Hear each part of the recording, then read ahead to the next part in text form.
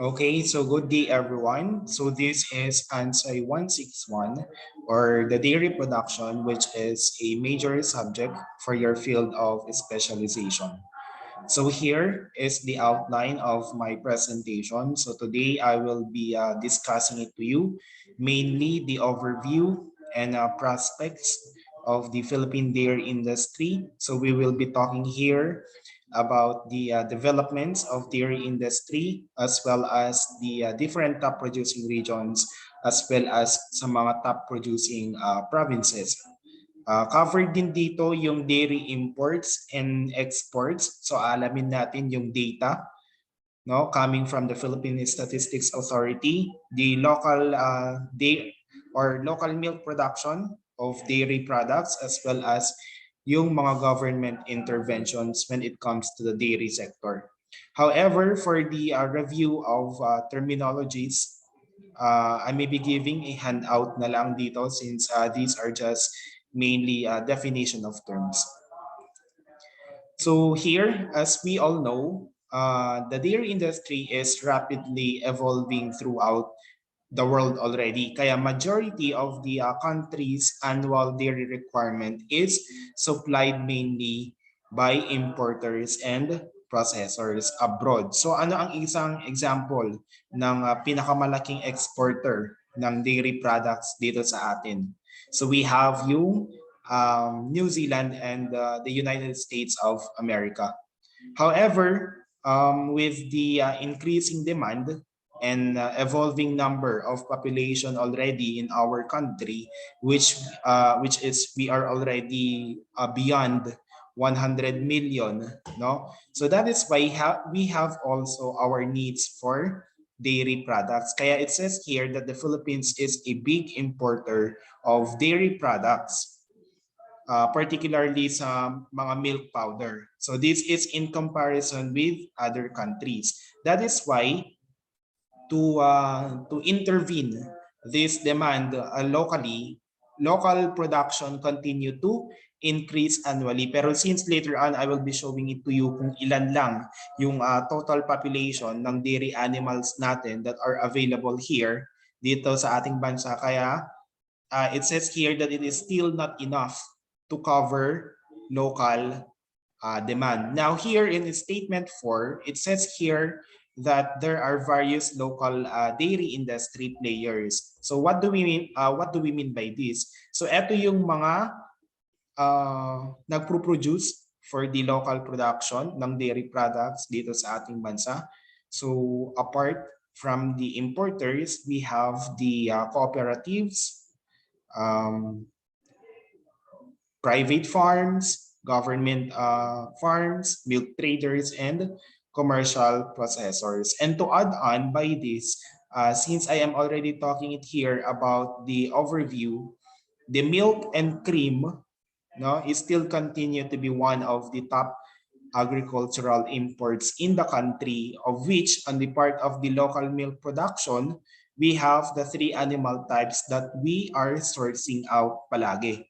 So it is already common para sa inyo to. So we have the cattle, buffalo, and goat. However, when it comes to goat milk production, hindi pa gaano widely spread when we compare it to buffalo and cattle. That is why mababa pa yung production sa goat's milk natin, of which I will be showing it to you later on.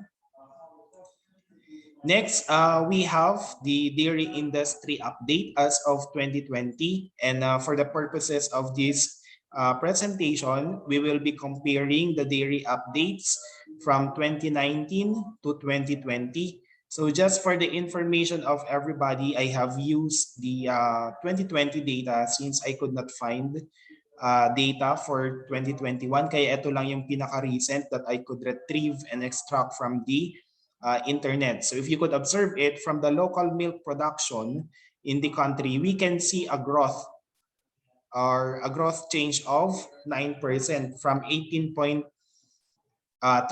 million liters to 19.99 million liters in 2020. Then as for the imports of milk and dairy products, we could barely see a 14% decrease from 2,516.58 naging 2,163,000,008 na lamang siya, no? While we are heavy importing dairy products from other countries already, we still do exports pa rin. So bakit kaya? Bakit kaya since we are already heavily importing milk and dairy products, bakit kaya nag-e-export pa tayo? So that would be your assignment to be submitted later on. Bakit kaya since we are importing, as I have said already, from other countries, why do we still export milk and dairy products sa other countries when in fact, hindi na lang sana natin i-add sa local milk production para mabawasan sana yung importation natin. Okay? So that would be your assignment. Kasi kung titignan natin, there was a 40.46 million liters of milk and dairy products that were exported in 2019. However, there was a decrease already in 2020 for about 34%. So as a net supply, there was a decrease of 14% already from the data coming in 2019 when we compare it to 2020. Now with this with the percent of local production to net supply, we can see an increase already of 0.74% from 2019 to 0.93% as of September 2020. So as a summary of the dairy supply that was presented here in the table, we can say that the dairy supply situation in 2020 is characterized by increasing local milk production. Although the 9% increase was a modest number already, but we can see already here an improvement of the local production since may decrease na yung imports and exports of milk and dairy products. Now, moving forward, this is an addition to the table that I have presented a while back.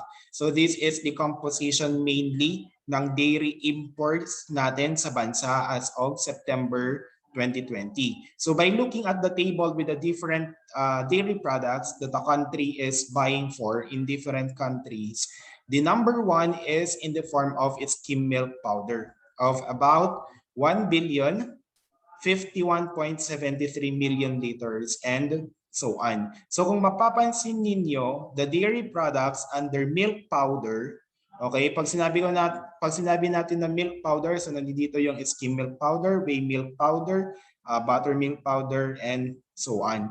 So kung makikita ninyo, the dairy products under milk powder makes up 79% no, of milk and dairy imports that the country is buying outside the country, while 3% is accounted only to ready to drink na milk.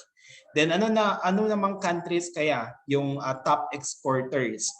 So as I have said kanina, we have the So we have the New Zealand and USA as the top exporters of dairy products. Now, aside from the imports, we have also the data for the dairy exports naman. So ito yung mga binebenta natin na products going outside the country. So based from the presented data in the table, the biggest export item is sa mga cream products, which conclude a 44% na share.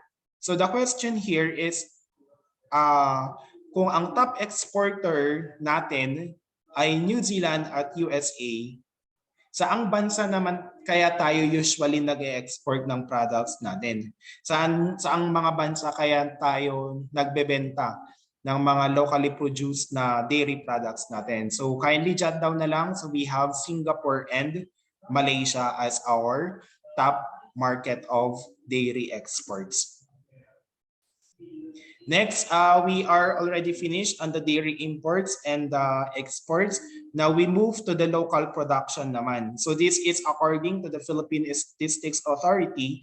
Kung mapapansin ninyo, there is an increase already from 24.38 million liters to 26.71 million liters in 2020. So mainly the uptrend ngayon, okay, based from the table that is being shown to you right now, the uptrend ng in the local production of milk here in the country could be noted due to ano kaya yung possible na factor? This could be due to more dairy animals available in the milk line. Okay, so I hope that is clear. Then next one, we have the population of dairy animals that are being monitored naman by the National Dairy Authority or the NDA. So as of 2020, there is a total of 45,346 na female dairy animals, of which subdividing it would be highest population ang dairy cattle. Then it was seconded by dairy goats. Then lastly are the dairy buffaloes. So there is a highlight of around 6.19% growth in all female dairy animals from 42,703 to 45,346. And in milking animals, it was increased by 21.91% as of 2020. Then another slide, we have the total volume produced naman through the local milk production. So basically, as we compare the previous data for the total population of the dairy animals, nagmatch sila. Okay, nagmatch sila dito sa 2020 milk production, of which ang cow's milk, no? Ang cow's milk contributed around 64% of the total milk production in the country. This is now in contrast kanina, kasi if you have observed, mas marami yung population ng dairy goats when we compare it sa mga dairy buffaloes. Pero if you could observe it here, mas mataas yung contribution ng buffalo, of which it was 31% compared to the 5% of the goat. Okay, ano kaya yung reason kung bakit? Mas mataas naman yung population ng goats, ng dairy goats compared sa mga dairy buffaloes.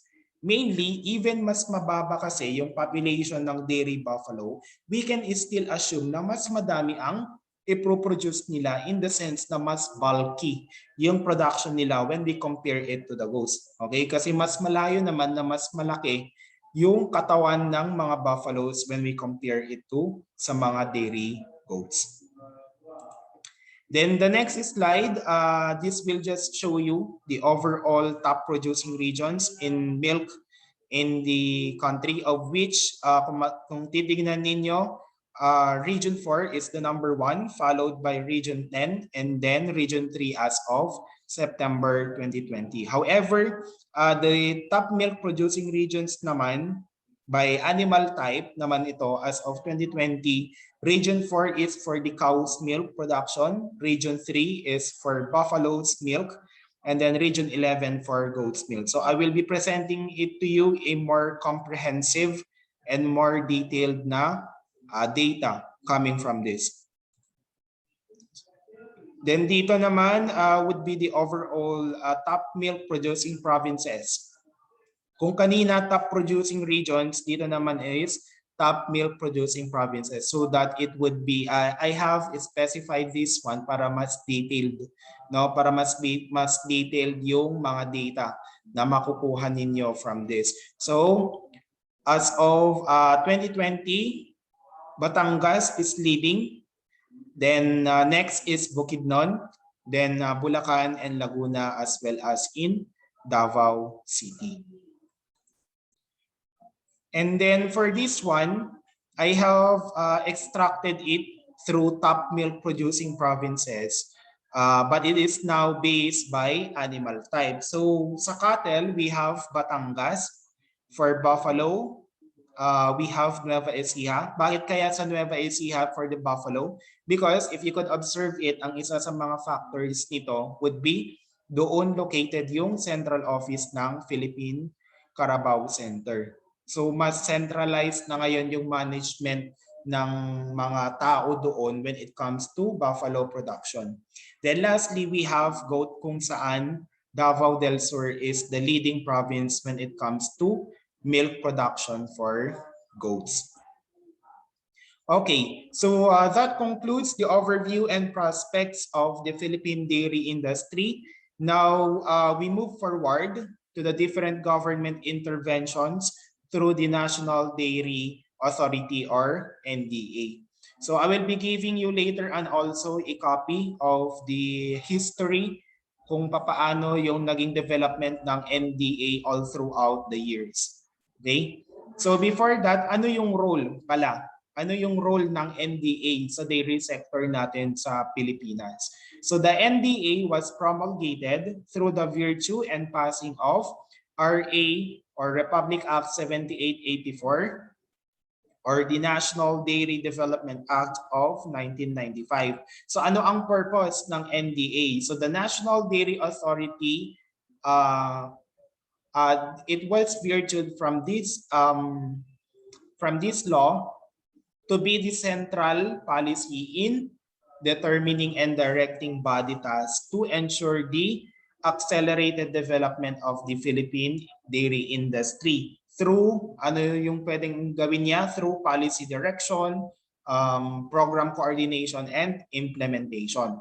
Then we have also by the virtue of Republic Act 11037 or the Masustansyang Pagkain para sa Batang Pilipino Act of 2017. So this law allows the NDA to be a participant later on, and it is one of the duly mandated agencies to address yung undernutrition na malaking problem ngayon ng Pilipinas because of the pandemic. Okay, so this is undernutrition among Filipino children through the school-based milk feeding program. Then lastly, we have by the virtue of RA 10611 or the Food Safety Act of 2013. So making NDA as one of the duly mandated food safety na regulatory agencies for the regulation naman ng milk production and post-harvest handling sa mga dairy products na later on it would be processed and it would be consumed by the consumers. Then another one is we have the performance of the Philippine dairy sector. So this is in volume and value. And if you have watched the video of a certain statement ng isang parang press conference noon ni Dr. William Dar, the Secretary of Agriculture, he said there that despite the pandemic that we are facing on right now, the dairy sector was able pa din to increase the volume of milk production for about 10% in 2020. And it was also increased in terms of its value in million pesos for around 18% also. So malaki yung naging increase nito kahit nasa pandemic tayo. Okay, now despite with those numbers in the dairy sector here in our country, what do you think are the main reasons why some people opted not to enter this kind of industry? Okay, so I have listed it here, some of the factors that make dairy production a challenging profession to undertake. So first, it says here that a considerable capital is required. Okay, wala naman sigurong kahit anong business ang hindi magre-require ng capital. However, when we compare it kasi sa beef cattle, the investment per cow when we talk about dairy farming is at least double. Okay, what is normally required in investment per cow sa mga beef cattle natin. That is why a doubled capital is required. Then another one would be pag sinabi natin na successful dairy management kasi, this typically requires a special or it's specialized education and training. So pag let's say lalo na sa mga nagbabalak mag-abroad dyan, usually pag nagpupunta sa New Zealand, ganun, mostly nagiging manager sila. So yun yung parang magiging endpoint ng mga animal science major or agriculturist later on na galing sa Pilipinas. Yun yung parang nagiging endpoint na position nila when they go in New Zealand. So nagiging manager sila. Okay? So before you become a manager, lalo na itong production na ito, kasi sa New Zealand naman, it is very common that the main livestock farming doon ay sa dairy, no? Sa dairy. So before you become a manager, lalo na itong production, as what I have said, itong dairy production is not a joke, no?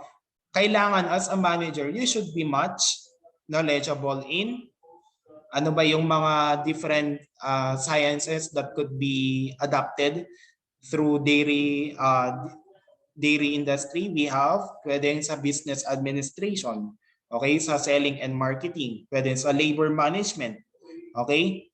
So you will be supervising some of your laborers later on, even in animal physiology, genetics, and even in nutrition. Kasi iba yung nutrition ng dairy cattle, kumbaga, when we compare it to beef cattle.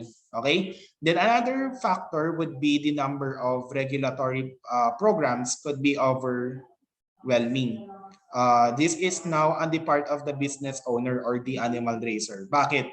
Kasi no matter what or how important your objectives in establishing that farm, compliance still takes considerable planning and time. Okay, take note of that. Compliance still takes considerable planning and time. Okay, the number 4 would be dairying is labor intensive. And since labor intensive, so meaning it provides little free time. Lalo na cows must be milked regularly.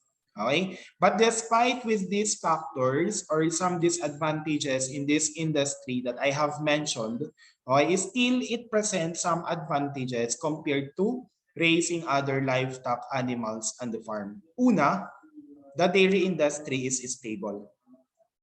What do I mean from this?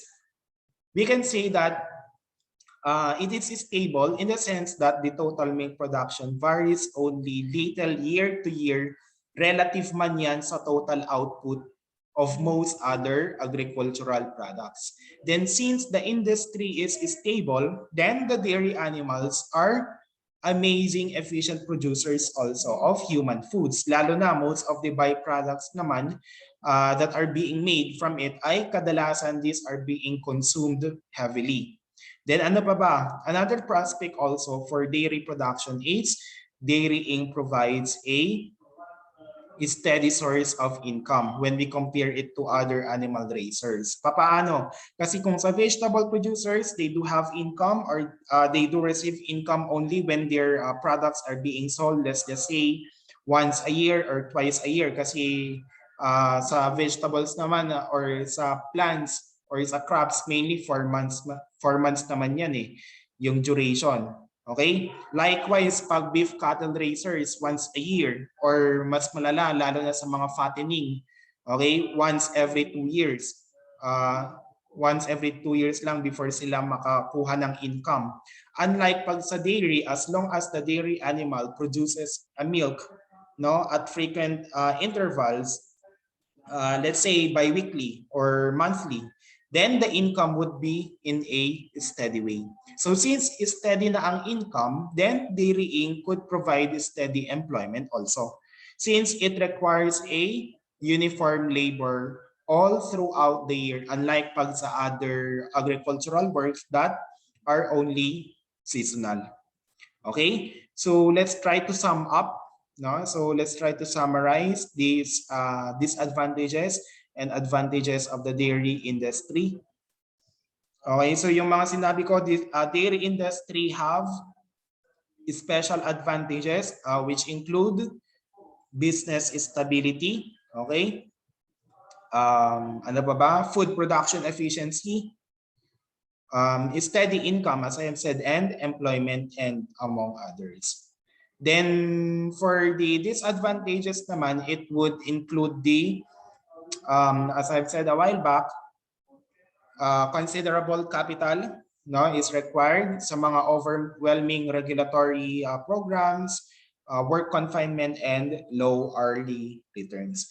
Okay, so dito muna tayo mag-stop. So we have already finished on the overview of the dairy industry as well as the prospects dito. So I will be just sending it to you later on, the copy of the history of the National Dairy Authority as well as some terminologies that you could use later on all throughout the semester, no? Kasi we are focusing mainly sa dairy animals lang dito. Okay, so thank you very much for listening. I hope you have learned something.